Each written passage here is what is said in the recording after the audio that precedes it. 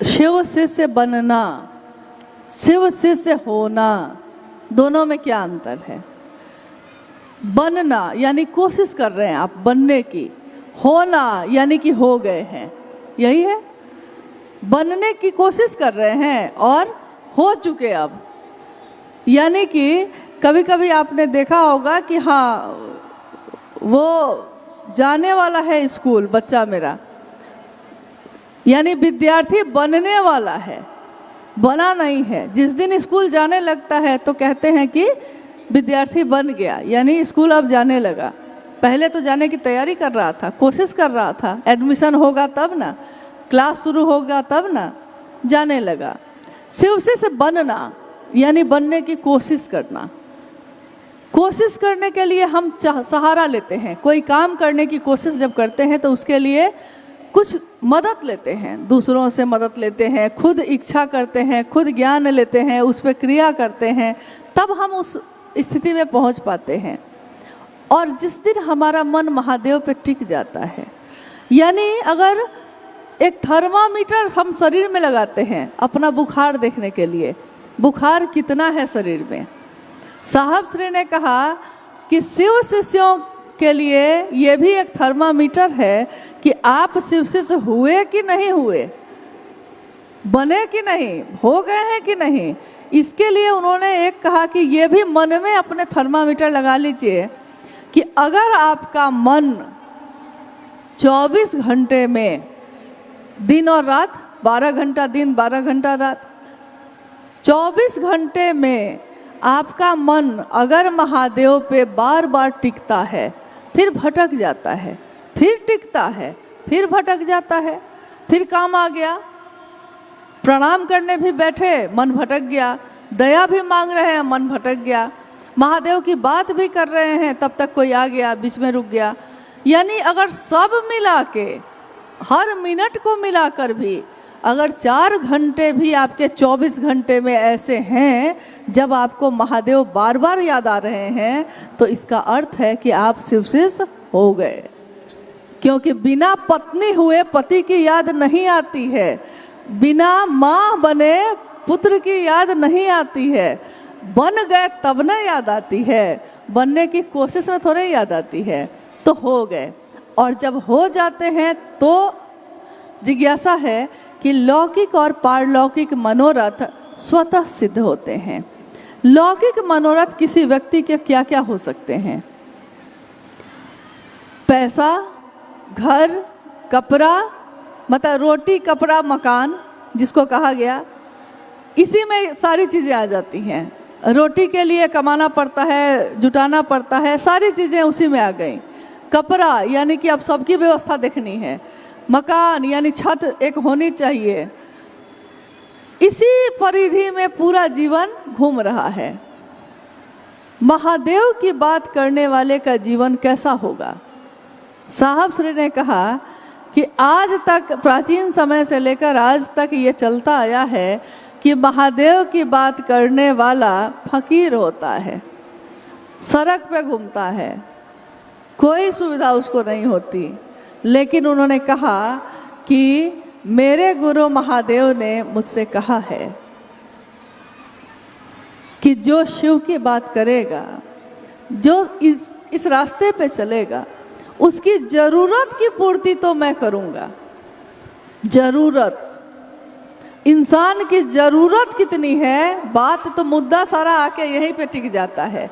ज़रूरत की पूर्ति मैं करूँगा, लेकिन फुटाने का कोई गारंटी नहीं है। यानी एक कपड़ा है तो आप कहिएगा कि हम 5 कपड़ा लेंगे, तो ये मुश्किल हो सकता है। एक छत है, आप कहेंगे हम 4 मकान खरीदेंगे, हो सकता है ये पूरा नहीं हो भी सकता है, नहीं भी हो सकता है। रहिएगा तो एक ही मकान में ना, पहनिएगा तो एक ही कपड़ा ना एक बार में, खाइएगा तो रोटी ही ना। यहाँ रहने वाला अगर कोई भूजा बेच रहा है वो भी रोटी ही खाता है, और बड़ी बड़ी बिल्डिंग में रहने वाला कोई है वो भी रोटी ही खाता है, सोना चांदी नहीं खा सकता आदमी। यानी रोटी, इसकी ज़रूरत पूरी हो जाएगी। लौकिक कामनाएं, पारलौकिक यानी शिव से मिलने की बेचैनी, मिलने की तरफ, हम महादेव से मिल सकें, महादेव मेरे हो जाए, हम उनके हो जाएं, इसकी तरफ, इसकी बेचैनी, ये भी पूरी होती है। दोनों कामनाएं पूर्ण होती हैं। लेकिन अगर आपका मन किसी को प्रेम कर बैठता है, विचार से भाव में जाता है, भाव से प्रेम में जाता है, प्रेम कर बैठता है। प्रेम एक ऐसा शब्द है, एक ऐसी भावना है जो किसी से एक क्षण में हो जाती है और किसी से सालों साल में भी नहीं होती। कितने पति पत्नी हैं, पूरा जीवन बिता दिया उन्होंने। अब आप कहिए कि महादेव को हम कैसे जाने। हम एक उदाहरण हम लोग लेते हैं। पति और पत्नी से ज़्यादा नज़दीक का रिश्ता शरीर से किसी से नहीं होता, लेकिन पत्नी पति के उसी रूप को देख पाती है जितना वो दिखा पाता है, दिखाना चाहता है। पति भी पत्नी के उतने ही चीज़ को जान पाता है जितना वो दिखाती है। लेकिन उसके मन में क्या चलता है, वो अभी सुखी है कि दुखी है, उसका मन अभी पीड़ा में है कि वो हंस रही है, ये वो भी नहीं जान पाता, क्योंकि मन से मन का मिलन हुआ ही नहीं। तो सालों साल क्या, पूरा जीवन बिता दिया आपने उस रिश्ते के साथ, लेकिन पत्नी की पीड़ा आप नहीं समझ पाए और पति की परेशानी पत्नी नहीं समझ पाई। साथ तो है। जिस बच्चे को जन्म दिया है आपने, आप ही के शरीर से पैदा हुआ है वो, लेकिन उस बच्चे को क्या पीड़ा है माँ नहीं समझ पाती। आभास होता है उसको, लेकिन वो न बताए तो पता भी नहीं चलता। वो हंसता रहता है, माँ सोचती है खुश है, प्रसन्न है। गांव से फोन आता है, ठीक है ना आप कहते हैं अरे हमको क्या दिक्कत है, लेकिन उसको नहीं पता कि उस समय वो व्यक्ति फुटपाथ पे खड़ा होके कड़ी धूप में भूजा बेच रहा है, उसको नहीं पता। क्योंकि फ़ोन पे तो उसने कहा है कि मैं बिल्कुल ठीक हूँ, अरे मुझको क्या हुआ है, अभी अभी पैसा भेजूंगा तुमको, किसको पता। तो मन से मन का मिलन ना हो तो किसी भी रिश्ते का कोई फ़ायदा नहीं। हाँ, जीवन गुजार सकते हैं हम लोग, साथ रहने का भ्रम है। एक व्यक्ति ने साहब से पूछा एक बार, आपको कैसे मालूम है कि महादेव से आपका मन प्रेम करता है, महादेव आपसे प्रेम करते हैं, साहब आपको कैसे पता ये। साहब ने कहा कि तुमको कैसे पता है कि तुम्हारी पत्नी प्रेम करती है, तुमको नहीं पता, ये तो वही बता सकती है। भ्रम है ना कि प्रेम करती है, हर आदमी भ्रम में खुश है। तो अगर मुझको भ्रम है कि महादेव से मुझको प्रेम है, महादेव भी मुझको चाहते हैं, ये भ्रम ही अगर है तो इस भ्रम में मैं खुश तो हूँ भाई, आनंदित तो हूँ, लेकिन ये भ्रम नहीं है। ये सारे भ्रम जब टूटते हैं तो महादेव का आभास होता है, एहसास होता है। तो लौकिक पारलौकिक सारे मनोरथ सिद्ध होते हैं। आप उसके बाद और कुछ चाहिएगा तब ना। चाहा उमा ने वरहूँ शंभु नहीं तो रहूँ कुंवारी, वरन करेंगे शिव का नहीं तो कुंवारे ही रहेंगे। चाहा भवानी ने प्रथम शिष्या शिव की, शिव आदि गुरु हैं तो प्रथम शिष्या भवानी को कहा गया, यानी भगवती उनकी शक्ति। और उन्होंने कहा महादेव ये तंत्र क्या है, ये अध्यात्म क्या है। महादेव ने अपनी प्रथम शिष्या माँ भवानी से कहा ये और कुछ भी नहीं है भगवती, ये मात्र प्रेम है और समर्पण है। प्रेम और समर्पण, रिश्ते में प्रेम और समर्पण, समर्पण ना हो तो प्रेम ना होगा, प्रेम होगा तो समर्पण होगा ही होगा। एक को ही चाहा है, दूसरे को ये दिल नहीं चाह सकता, होता ही नहीं। किसी ने कहा कि लैला और मजनू की कहानियाँ मशहूर हैं प्रेम की। अब लैला अच्छी है कि बुरी है, मजनू को लोग समझा रहे हैं, मजनू से कह रहे हैं कि और भी महिलाएं हैं बहुत अच्छी हैं, तुम उनसे भी मोहब्बत कर सकते हो। मजनू को ये समझ में नहीं आता, किसी प्रेमी को ये समझ में नहीं आएगा। उसको आप लाख समझाइए, अरे और भी लोग हैं ज़माने में, और भी गम है मोहब्बत के सिवा, लेकिन जिसने कर लिया उसको समझ में नहीं आता। होंगे मेरे लिए क्या। साहब के मन में जिस दिन ये स्व स्फूर्त जागरण हुआ, शिव मेरे हैं, लेकिन वो दुनिया के एक एक व्यक्ति के हो सकते हैं। और अगर वो शिव मिल गया तो किसी चीज़ की चाहत बाकी ही नहीं रहती, चाहे वो लौकिक हो चाहे पारलौकिक हो। फकीरी में भी अमीरी का मिजाज लाए हैं, फकीर हैं लेकिन इसमें मिजाज कैसा है, अमीरी का। मिजाज ना अमीर होता है, नहीं तो लोगों के पास बहुत चीज़ें हैं। जाइए, जैसे अभी आपने किया होगा ये कार्यक्रम, सबने मिलके किया होगा, घर घर गए होंगे, कुछ लोगों ने मदद की होगी, कुछ लोगों ने दरवाजे बंद किए होंगे।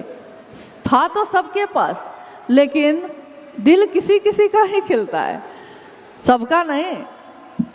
तो लौकिक और पारलौकिक मनोरथ सिद्ध तो होते हैं, लेकिन जब शिष्य अपने गुरु को चाहता है, फिर उसके बाद उसके मन में कोई चाहत बचेगी तब न मांगेगा कुछ और, वो बचती ही नहीं। अगली जिज्ञासा है, शिव गुरु महोत्सव और प्रवचनकर्ता के लिए आयोजित सत्संग में क्या अंतर है? शिव गुरु महोत्सव और अगर कोई कथा या सत्संग या प्रवचन जो होता है, दोनों में क्या अंतर है?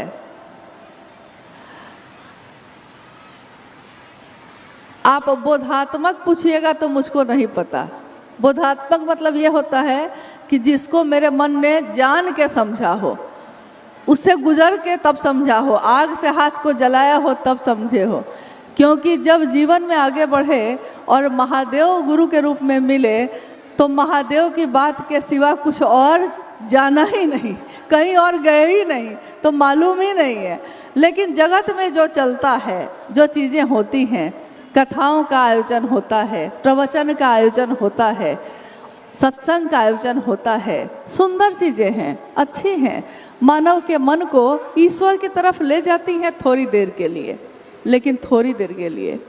कथाएं प्रभावित करती हैं, भजन सुंदर सुंदर होते हैं, दिल में उतरते हैं, इतने उतरते हैं कि कुछ देर के लिए तो लगता है कि बैठे हैं वहाँ, लेकिन सीधे ईश्वर के पास पहुँच गए, सब सुध बुध खो गए हैं, एकदम मन एकदम डूबा हुआ है।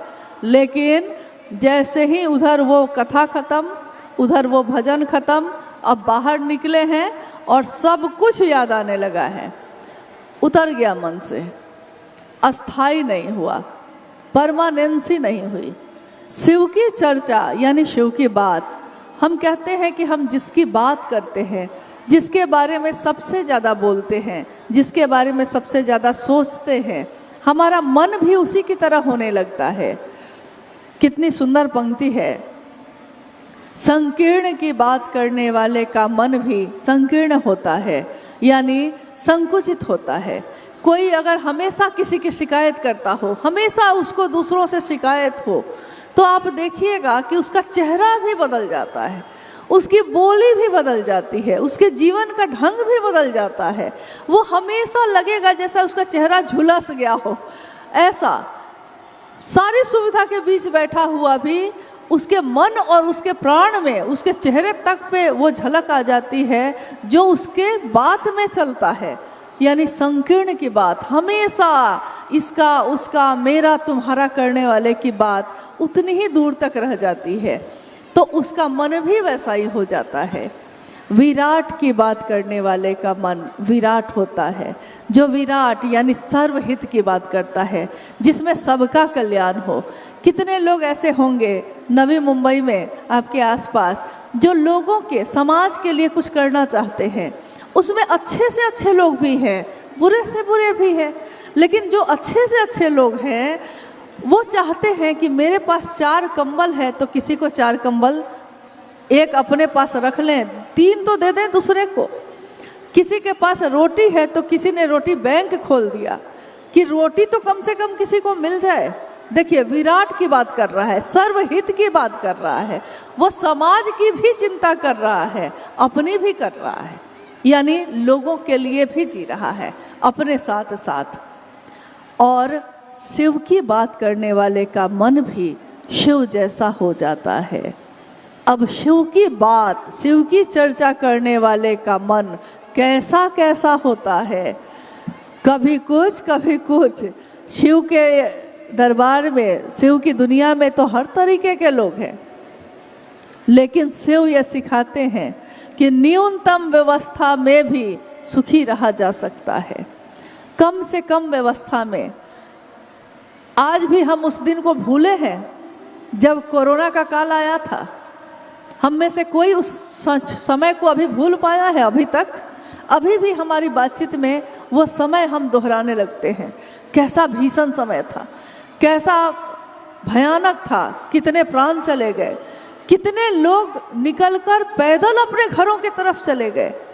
रास्ते में कोई घायल हो गया, कोई ख़त्म हो गया, कोई घर तक पहुंचा। यानी कैसे कैसे लोग उस समय चलते रहे। लेकिन उस समय भी अगर शिव का सहारा लिया हमने, तो शिव का सहारा लेने से, शिव की बात करने से हुआ ये कि हमारा मन बलशाली हो गया। हमारे मन ने ये समझा कि महादेव जैसा चाहेंगे वही ना होगा, और ये जितने भी जहर हैं, ये जितने भी विषाणु कीटाणु हैं, सब तो उन्हीं के हैं। तो मेरी रक्षा करेगा अब कौन? अब हॉस्पिटल भी नहीं कर पा रहा है, अब आपका पैसा भी नहीं कर पा रहा है। आप चाहते हैं कि जीवित बच जाए मेरा प्रिय, लाखों रुपया देंगे, डॉक्टर से कहते हैं आप, लेकिन आपके हाथ में नहीं। एक सांस भी उसकी हम आगे नहीं बढ़ा सकते, हमारे हाथ में नहीं है। तो अब हमारा मन आश्रय लेता है उनका जिनके हाथ में ये सब है। और जितने शिव के शिष्य जहाँ भी रहे सुरक्षित रहे। चाहत में कितनी बल होती है, इच्छा में कितना बल होता है। आप चाहते क्या है, आप सोचते क्या है। इंसान की इच्छा में बहुत बल होता है। इंसान ने इच्छा ही तो की है। हम परमात्मा की बात कर रहे हैं, महादेव की बात कर रहे हैं, और इंसान की इच्छा का ये फल है कि इंसान ने चाहा कि अंतरिक्ष में चला जाऊं तो अंतरिक्ष में चला गया। इंसान ने चाहा कि समंदर के अंदर भी सुरंग बना दूं तो बना दिया है। ऊपर से समंदर बह रहा है और अंदर सुरंग है। अद्भुत बात है। आज से पहले किसी ने सोचा था ये कि ऐसा भी हो सकता है? ये तो नहीं सोचा था हमने। पहाड़ है और पहाड़ के बीच से सुरंग बन गया, ये किसने सोचा था कि कैसे हो सकता है? ये इंसान की इच्छा में जब इतना बल है कि जो चीज़ें असंभव लगती है वो मूर्त हो जाती हैं, तो महादेव की इच्छा में कितना बल होगा। और आपका मन अगर उस महादेव से मदद मांगेगा तब आपको कितनी मदद मिलेगी। तो हर उस काल में, हर उस समय में जब हमको ज़रूरत है, जब हमारी रक्षा की बात हो, महादेव के सिवा तो कोई नहीं कर सकता। महादेव से मन से जुड़ाव करने की विधा है, उनसे जुड़िए, क्योंकि उनकी इच्छा में बल है। उन्होंने चाहा है। शिव आज जगत में आए। एक दिन शिव ने चाहा था, एको हम बहुत श्याम, मैं एक हूँ अनेक हो जाऊँ। आज उन्होंने चाहा है, मैं अनेक हूँ एक हो जाऊँ, यानी सब शिव के जैसे हो जाएं, शिव जैसे, शिव ही हो जाएं।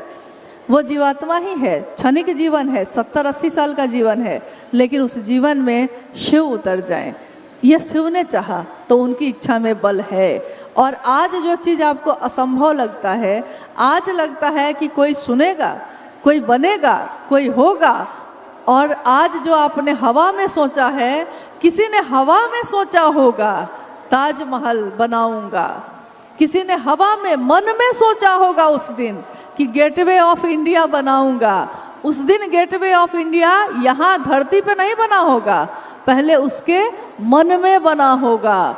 इसके लिए उसने उस इच्छा पे वो ठहरा होगा, उसने इसके लिए ज्ञान लिया होगा, उसने इसके लिए क्रिया काम किया होगा, और तब मूर्त रूप सामने आया होगा। इसीलिए संसार में ऐसा कुछ भी नहीं है जो आप चाहिए और ना हो।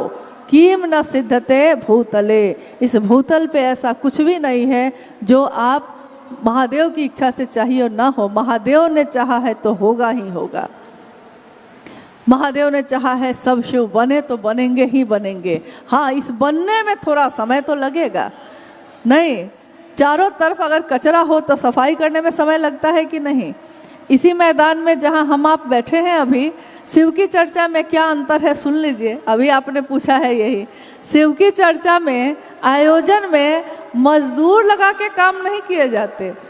शिव की चर्चा के आयोजन में इस मैदान को एक एक कचरे को किसने चुना है?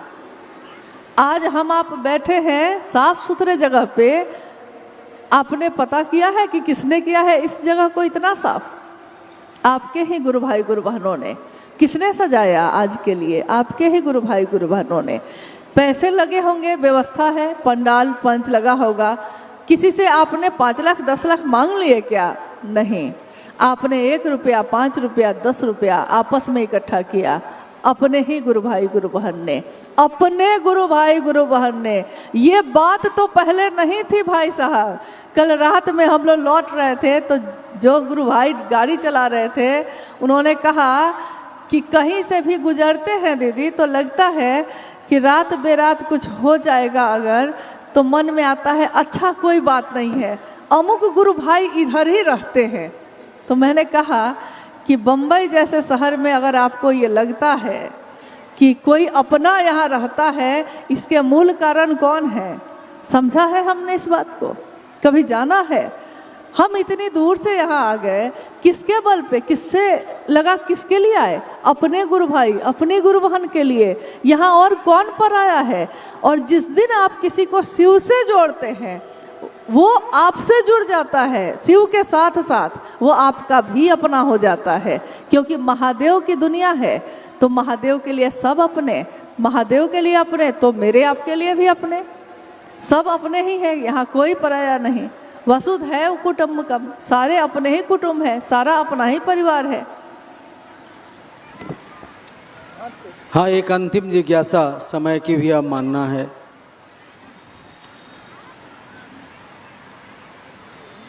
और ये जिज्ञासा बहुत सारे गुरु भाई गुरु बहनों ने भेजा है एक साथ, इसमें सभी के नाम हैं। मैं जिज्ञासा पढ़ देता हूँ। साहब ने कहा है चर्चा में खर्चा नहीं, लेकिन कुछ लोग कमाई का जरिया बना लिया है शिव गुरु चर्चा को, और चर्चा में नाच गाना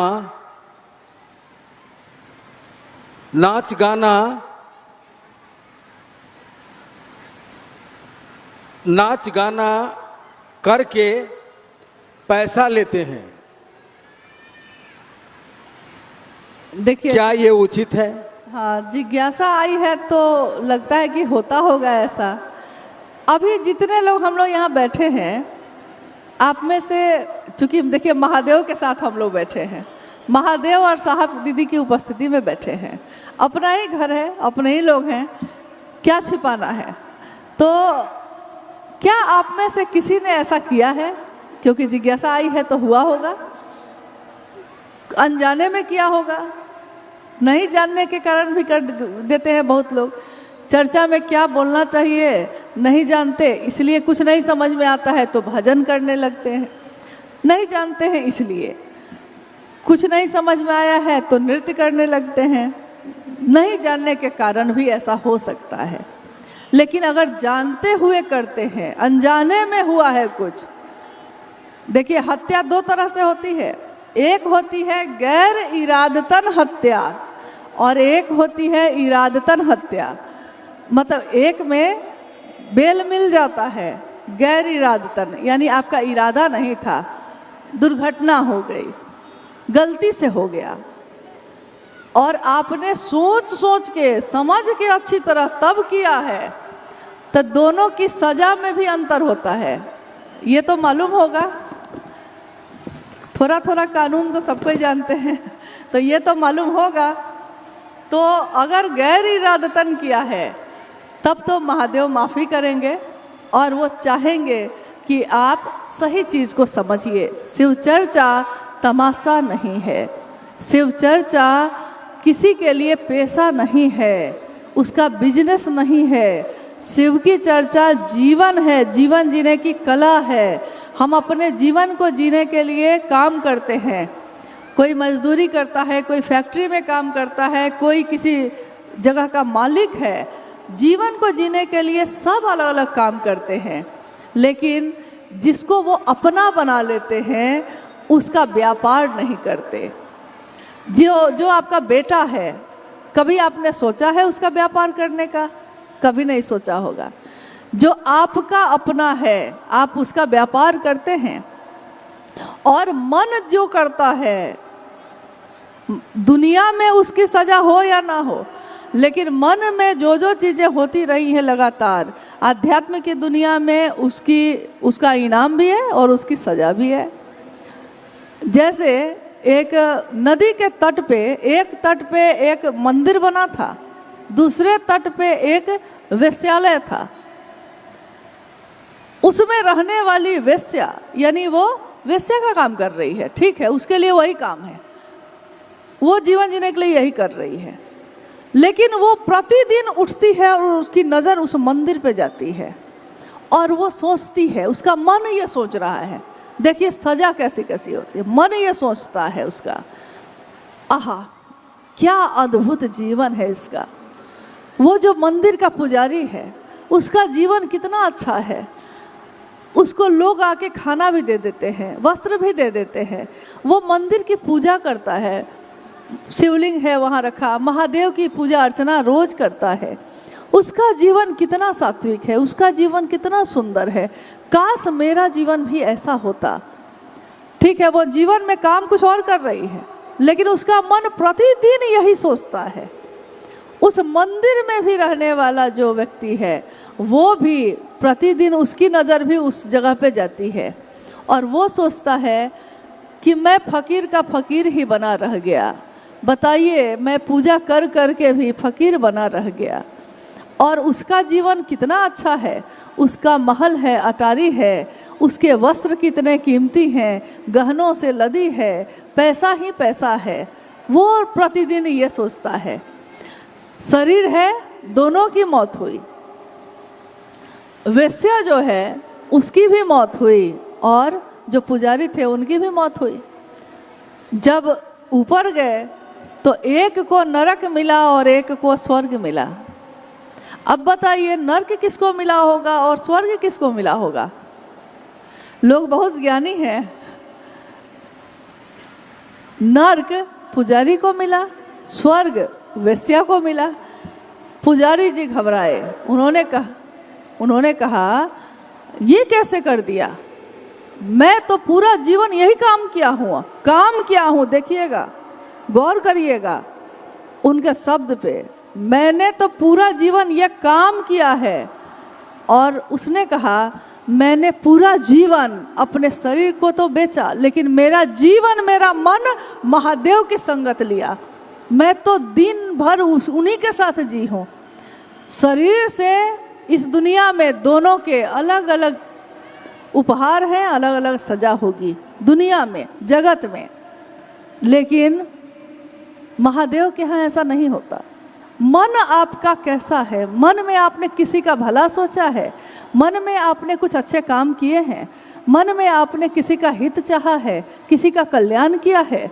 मन से आपने शिव का व्यापार नहीं किया है, शिव को जिया है अगर, तो महादेव आपके साथ है और आपके लिए सारे रास्ते खुले हैं। आपने महादेव के साथ जीवन जीना सीखा है, लेकिन आपने नाम महादेव का लिया है और काम दूसरा कर लिया। आपने काम क्या कर लिया? तो आप नृत्य कर रहे हैं, आप भजन करना गलत नहीं है, महादेव का ही तो भजन है वो, लेकिन समय का अभाव है। 2 घंटे 3 घंटे की साप्ताहिक चर्चा में अगर सिर्फ भजन करिएगा, शिव की बात नहीं हो पाएगी, और बात नहीं हो तो हमारा मन शिव भाव से अस्थायी रूप से नहीं भरेगा। जिसने रास्ता दिखाया है उसके बात पे, उस पे भरोसा तो करना होगा। साहब श्री हरिनानंद जी ने, माँ नीलमानंद जी ने ये रास्ता दिखाया।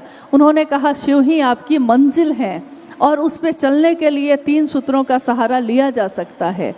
तो उन्हीं की बात पे भरोसा करके स्व अनुशासन में ही ना चलना होगा। गरिमा रखनी होगी कि नहीं? महादेव की गरिमा, मेरे शिव की गरिमा। नृत्य नहीं करते क्या हम?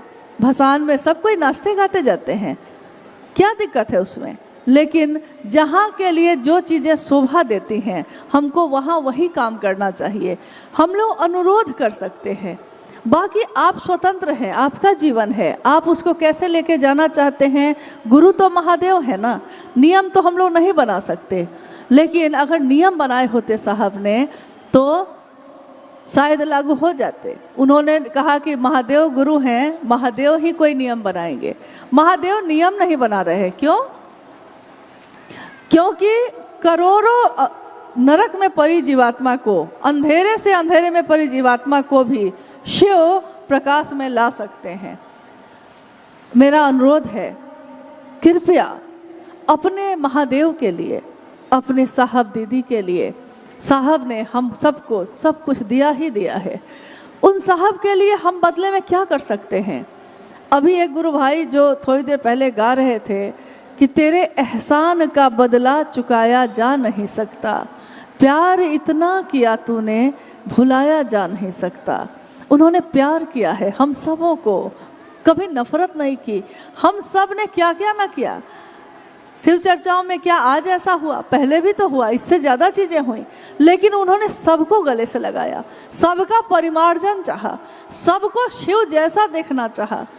उनसे ज़्यादा अपना हमारा और कोई नहीं, जो हमारा शुभ सोचता है, जो हमारा हित देखता है। तो कम से कम उनके बताए मार्ग पे, उनके अनुसार चलने की कोशिश करिए। शिव का नाम लेकर इस काम को मत करिए। और आपके द्वारा की हुई शिव की बात में बहुत ताकत है। आप नहीं जानते कि किसके जीवन में आपने क्या दिया है, ये कभी उससे पूछिए तो वो बताता है। कितने लोग ऐसे हैं जिनको आप हंसते मुस्कुराते देखते हैं, अकेले में बैठिए कभी उनके साथ, पूछिए तो कि क्या कभी पीड़ा से गुजरा है। और उसके गम को, उसकी पीड़ा को जब सुनिएगा तो आपको लगेगा कि इसके सामने मेरा दुख तो कुछ है ही नहीं, लेकिन आज वो हंस रहा है, मुस्कुरा रहा है, इसलिए क्योंकि साहब अगर ना होते, उन्होंने महादेव की शिष्यता ना दी होती, तो अगर वो साहब और महादेव की शिष्यता हमारे जीवन में ना उतरी होती, हम कब के थक चुके होते, हम कब के हार चुके होते। उन्होंने जीवन जीना सिखाया, सिर झुका के नहीं, सिर उठा के, रो के नहीं, आंसू बहा के नहीं, मुस्कुरा के। कहते हैं कि इस रास्ते पे चलने वालों के पैरों में छाले होंगे, लेकिन होठों पे मुस्कुराहट होगी। दिल में पीड़ा होगी, लेकिन जमाने को वो अमृत देगा, महादेव ही देगा। तो जो हमने पाया है वही दूसरों को देने की कोशिश भी करिएगा। शिव को पाया है, शिव को दीजिए। बाकी चीज़ें जगत में आपकी इच्छा है, आपका घर है, आपका पूजा घर है, आपके परिवार हैं, आपके रिश्तेदार हैं, आप बाकी के जीवन में क्या करते हैं, इससे ना महादेव को मतलब ना हम लोग को। लेकिन कम से कम महादेव के घेरे में जब रहिए तो जो साहब हरिंद्रानंद जी ने कहा है, समझाया है, उनके अनुसार चलिए। उसमें परिणाम है, उसमें हमारा कल्याण है, परिणाम है। करने को तो सारे काम सबको ही करते हैं, हर काम का परिणाम वही नहीं होता, अलग अलग हो जाते हैं। मनसा अलग है तो परिणाम भी अलग होते हैं, काम तो एक ही होता है। मनसा किसी को सुंदर भोजन कराने की है, चावल दाल चोखा बनाया है आपने, लेकिन उसमें भी बड़ा स्वाद होता है। कोई किसी को बड़ी बेमन से, बड़ी करवाहट के साथ कोई आ गया है तो आपने उसके लिए भी भोजन बनाया है। भोजन तो दोनों बने, लेकिन उस भोजन में स्वाद नहीं, उस भोजन में जीवन नहीं है, लेकिन उस भात दाल चोखा में जीवन है। तो मनसा क्या है, उसका प्रभाव हमारे हर काम पे पड़ता है, हमारे जीवन के हर पल पे पड़ता है।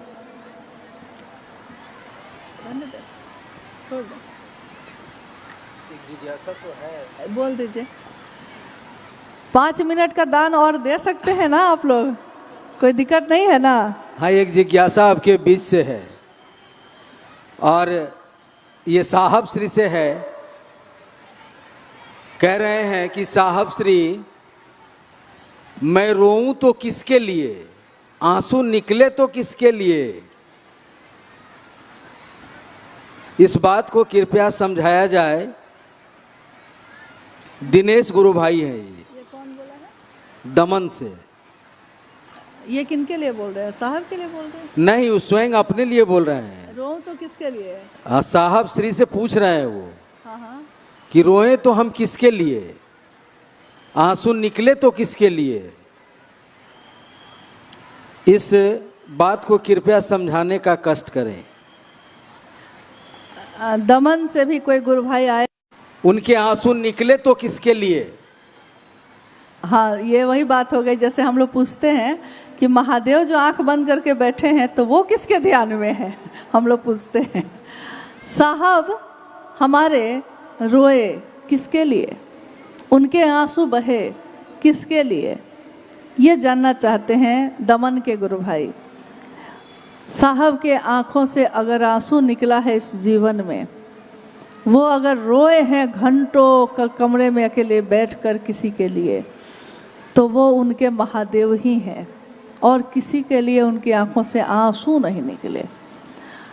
उन्होंने कहा कि अगर आप शिव के लिए रो सकते हैं, क्योंकि अपनों के लिए तो आप रोते हैं, जिसको अपना समझते हैं उसके लिए तो आंसू निकलते हैं, आप अपने परिवार अपनों की चिंता में रोते हैं, लेकिन अगर जिस दिन आप शिव के लिए रो देते हैं, क्या नहीं हो सकता।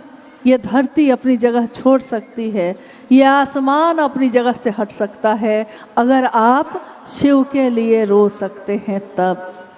इसलिए साहब के जीवन में अगर कभी आंसू आए तो ये आंसू इसके नहीं रहे कि हाँ महादेव से उनको कोई दुख हुआ, महादेव सबके क्यों नहीं हो जाते, सबके जीवन में वो क्यों नहीं उतर रहे। ये तरफ, ये बेचैनी, ये सामान्य नहीं है, ये साधारण नहीं है, ये अति साधारण भी नहीं है, ये ऐसी बात है जो आज तक के इतिहास में इस धरती पे हुई ही नहीं। लोगों ने शिव को चाहा, लोगों ने शिव से मांगा, हम भी करते हैं, हम शिव चर्चाएं ही करते हैं। कोई मनौती करता है, कहता है कि शिव के की चर्चा रखेंगे अगर मेरा ये काम हो जाएगा तब। यानी उसकी मंजिल, उसका लक्ष्य कभी भी शिव थे ही नहीं, शिव तो थे नहीं, मंजिल, उसका लक्ष्य, उसकी चाहत तो वो काम था जो पूरा होना था। पूरा हुआ तो महादेव का नाम लिया है, लेकिन लक्ष्य मेरा शिव है, ये नहीं हुआ। साहब ने शिव की बात की, साहब ने 3 सूत्रों का निरूपण किया, साहब हरिनानंद जी ने अपने जीवन को जिया है, लेकिन किस तरह। वो डिप्टी कलेक्टर थे, ज्वाइंट सेक्रेटरी कैबिनेट बिहार मंत्रालय से जो रिटायर्ड हुए थे, पूरा जीवन जिन्होंने प्रशासनिक सेवा में अपना योगदान दिया, जीवन में प्रतिदिन 10 बजे से 6 बजे तक, लेकिन उनके विचार में, उनकी इच्छा में, उनकी चाहत में, उनके आंसुओं में इतना बल था कि कम समय में ही लेकिन वार कर दिया सबके ऊपर। जिसको देख लिया वो शिव की तरफ चल दिया, चाहा तो शिव की तरफ चल दिया, जिसके लिए कहा, जो कहा सो हुआ। लेकिन उन्होंने कहा भी इसीलिए, उसमें भी उनकी चाहत यही रही कि इसके जीवन की पीड़ा कम होगी तो ये महादेव की तरफ चलेगा। जो जिस कामना से आया उसकी कामना भी पूरी हुई, लेकिन उस कामना को पूरी करने के पीछे भी साहब हरिनानंद जी की इच्छा, चाहत यही थी कि मेरे गुरु का नाम लेगा, मेरे गुरु का नाम और होगा, रोशन होगा, दुनिया जानेगी महादेव सचमुच में कितने अच्छे हैं, महादेव कितने सुंदर हैं, कितना सुवासित करते हैं जीवन को, लोग जानेंगे। ये सोचकर साहब ने सबके जीवन में परिणाम उतारे। बहुत जगह लोग इसको याद रखे, उन लोगों ने साहब के इस संकल्प को अपना संकल्प बनाया। लाखों लोग आज धरती पे शिव का नाम लेकर चल रहे हैं, शिव के गुरु स्वरूप की व्याप्ति के लिए अपने जीवन का अनमोल समय दे रहे हैं। चाहत उनकी भी यही है, साहब की चाहत से अपनी चाहत मिला लिया तो महादेव की बात ही करते हैं चारों तरफ। मात्र इतना ही कहना है, जो अभी भी मैंने कहा थोड़ी देर पहले कि अपने गुरु महादेव के लिए, अपने साहब और दीदी के लिए जो इस धरती पे आए, आज हमारे आपके बीच बैठे ऐसे कितने गुरु भाई गुरु बहन होंगे जिन्होंने अपनी इन आँखों से उस महामानव को, साहब हरिंदरानंद जी को देखा है, सुना है, इन कानों से सुना है। अब वीडियो पे आप सुनेंगे, लेकिन जिन्होंने सुना है, हम सबकी जिम्मेदारी ये है कि हम उनके इस बात को आगे बढ़ाएं, दूसरों तक बांटे, जिस तरह उन्होंने बांटा। महादेव के बांटने की ही तो बात हो रही है। बांटो बांटो जितना बांटो, छींटो छींटो जितना छींटो। तुम एक देते हो, वो 10 लाख देता है। ये पैसे की बात नहीं हो रही। तुम 1 रुपया देते हो, वो 10 लाख देता है। ये रुपये की बात नहीं हो रही है, ये तो आपने जो शिव के लिए किया है उसकी बात हो रही है। आप 1 कदम चलते हैं, वो 100 कदम चलता है। बस इधर से सिर्फ चलने की देर है। फिर चला तो वही लेते हैं, निभा तो वही देते हैं, सब कुछ तो वही संपन्न कराते चले जाते हैं। हम आप दिखते हैं, हम लोग को लगता है कि हम भी कुछ कर रहे हैं। हमारा कर्ता मन समझता है कि मैंने भी कुछ किया महादेव के लिए। लेकिन अगर वो महादेव न चाहे तो क्या हम उसके लिए कुछ कर सकेंगे? आदमी के लिए तो कर ही नहीं पाते, महादेव के लिए कहाँ से कर पाएंगे?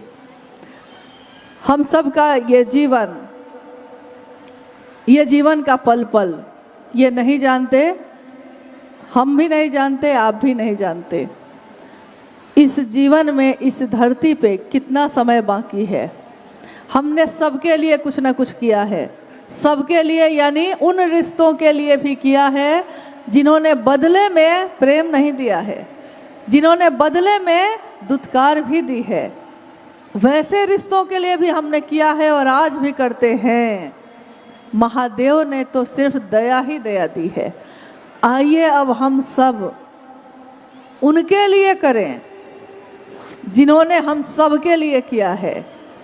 और उन्होंने कहा है कि आओ चलें शिव की ओर। तो आइए हम सब चलते हैं उस शिव की ओर। और अगर शिव की तरफ चलेंगे तो पता हो जाएगा ना कि मंजिल कहाँ है। आपको अगर पता हो कि मंजिल कहाँ है तो रास्ते में बहुत चीज़ें आती हैं, लेकिन आप उन रास्तों में उन चीज़ों पे रुकते नहीं हैं। आपको अगर पता है कि हमको जाना कहाँ है, आप कभी कोई नाला सुपारा से चला होगा, कोई डोंबिवली से चला होगा, लेकिन गोरेगांव से भी चलने वाले को पता था ना आज कि कहाँ जाना है। मंजिल पता थी ना, एड्रेस पता था ना। तो आप रास्ते में ट्रेन लिए होंगे, पैदल चले होंगे, ऑटो लिए होंगे, कैब लिए होंगे, लेकिन अलग अलग जगह से आए हुए, अलग अलग साधन का प्रयोग करने वाले लोगों को भी पता था आज की इस यात्रा का कहाँ जाना है हमको। साहब ने हमको आपको उस शिव का ही पता दे दिया। कहा जीवन की मंजिल वही है, इस जीवन से गुजर जाना है। गुजरा हूँ, बाजार से गुजरा हूँ, खरीदार नहीं हूँ। बाजार से गुजरने वाला हर आदमी खरीदने के लिए नहीं रुकता। तो साहब ने कहा कि माना कि चारों तरफ सुंदरता है, हरियाली है, भांति भांति के फूल खिले हैं, बहुत चीज़ें हैं देखने को, लेकिन मैं कैसे रुकूं, मैं कैसे देखने के लिए ठहर जाऊं, क्योंकि मीलों, अभी मीलों मुझको जाना है। मेरी मंजिल अभी दूर है, आपकी भी मंजिल दूर है। आप चाहें तो क्षण में पहुंच जाइए और चाहें तो पूरा जीवन भी लग जाएगा, तो बोलते तो रहेंगे, पहुंच नहीं सकेंगे। मंजिल याद रहे हमेशा, और जब मंजिल याद रहेगी तो उस मंजिल तक पहुंचाने वाला तो अपने आप याद रहता है, यानी साहब और दीदी। क्या हम लोग उनको भूल सकते हैं? क्या इस जीवन में, क्या हमारे आने वाली पीढ़ी को भी, हमारे बच्चे भी जिन्होंने शायद उनको इस शरीर में नहीं देखा होगा, लेकिन क्या वो भी आज साहब और दीदी का साक्षात्कार नहीं कर रहे? क्या वो मन से नहीं मिल रहे? गौरी जो यहाँ बैठी है, अभी वहाँ बैठे हुए, उसने कहा कि महादेव से कैसे मिला जाता है। मैंने कहा तुम अपने बाबा से आज कैसे मिलती हो? इसे कहा कि मन ही मन मिलती हूँ, हर पल मिलती हूँ, मन में ही रहते हैं हमेशा। तो मैंने कहा वैसे ही महादेव से भी मिला जाता है। जैसे तुम अपने बाबा से मिलती हो, वैसे ही हम दुनिया के रहने वाले लोग, महादेव जो हमारा बाबा है वही गुरु भी है, उस गुरु से भी हम वैसे ही मिलते हैं, मन से, हमेशा, हर पल, हर जगह, हर घड़ी। तो आंसू बहाइए तो महादेव के लिए, हंसिए तो महादेव के लिए, और बात करिए तो महादेव के लिए। और यही निवेदन है कि दोनों चीज़ें सामने आपके हैं, फूल भी और गंदगी भी। बैठना आप कहाँ चाहते हैं, जाना कहाँ चाहते हैं, ये तो आपको तय करना होगा। तो मंजिल महादेव खुद हैं, गति भी वही हैं, गंतव्य भी वही हैं, गुरु भी वही हैं, और चलाने वाले भी वही हैं। आप सबने इतनी मेहनत से इस आयोजन को किया है, आप इतने दूर से आए हैं, और यहाँ की यात्रा कितनी कठिन है। 2 दिन में मेरा मन ये कहने लगा कि मुझको कोई कह दे तो मैं भाग जाऊँ यहाँ से, लेकिन धन्य है आप लोग सब कोई, क्योंकि इस कठिन जीवन को जीते हुए आपने महादेव की बात की है, मामूली बात नहीं है। ये महादेव की दया, ये साहब दीदी के आशीर्वाद के बिना हो ही नहीं सकता। आप सभी के चरणों में प्रणाम है। आज के लिए हम सब विदा लेते हैं और मिलते रहेंगे हमेशा अपने महादेव के लिए, अपने साहब दीदी के लिए। आप सभी के चरणों में प्रणाम।